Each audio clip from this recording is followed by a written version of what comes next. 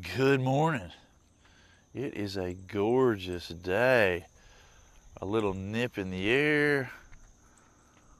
A little college football this weekend. Fall is definitely, oh, there's some ducks in the background. Fall is definitely up on us. Fall-like skies. Well, good morning. There's Alex Nudell. I'm Sean, and this is your morning huddle. Looks like we're having some glitches here. You know, there's a great question that came before me today, this week. I don't want to trip over the dog and make a fool of myself here on a Facebook Live. There's a great question that came before me this week. I was talking with a doctor who asked, you know, how do I motivate my staff? I thought, wow, that is an interesting way to look at it. How do I motivate my staff? There's a huge presupposition if you're asking that question.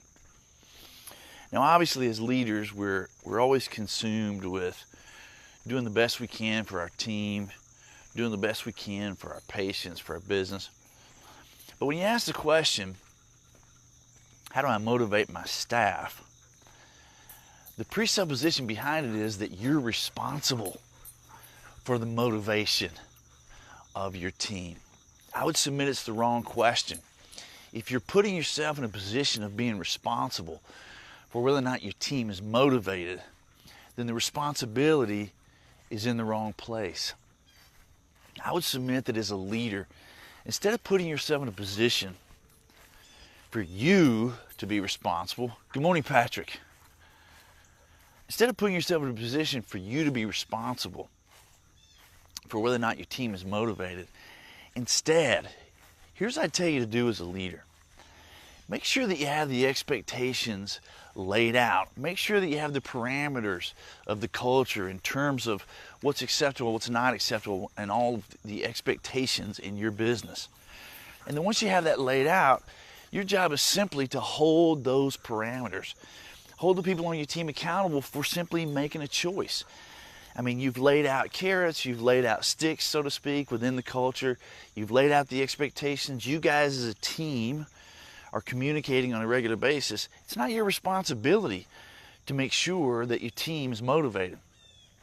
Instead, good grief, look at that fall sunshine. Instead, your job as a leader is simply to hold the people on your team accountable for playing within those parameters. Hold them accountable for making a choice. You're not responsible for whether or not they're motivated. You're responsible for holding them accountable for making a choice to play within the parameters of your culture. And frankly, you know, if they don't want to play within that culture, if somebody on your team doesn't want to be on that team, help them make a decision to or not to, because either way, that serves the rest of your team. Either way, that serves your business, and frankly, it serves that person. But if you allow them to stay on your team and you put yourself in the position of trying to be responsible for whether or not they're motivated, you're going to drive yourself crazy.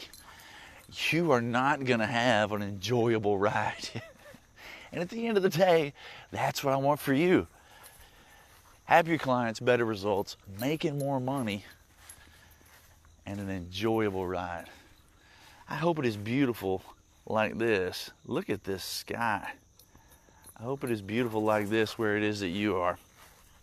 So here's the takeaway.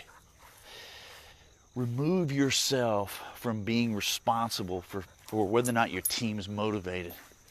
Instead, get together with your team, lay out the parameters, lay out the expectations, and then hold them accountable for making a choice as to whether or not they want to play within those parameters. That's what's going to help everybody on your team be as successful as they can be. Hope you have a wonderful Thursday. I'm Sean, and this has been your Morning Huddle. Take care.